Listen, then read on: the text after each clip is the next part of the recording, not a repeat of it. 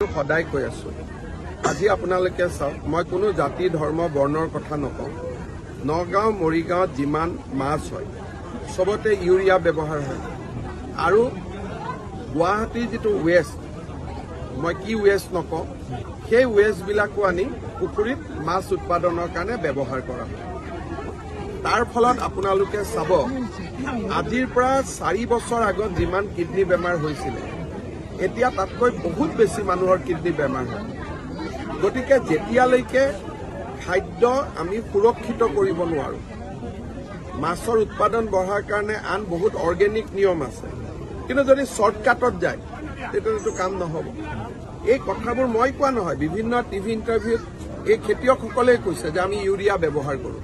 এটা খেতিত ইউৰিয়া দিলে গছ পাব গছে খাদ্য উৎপাদন কৰিব এটা তাত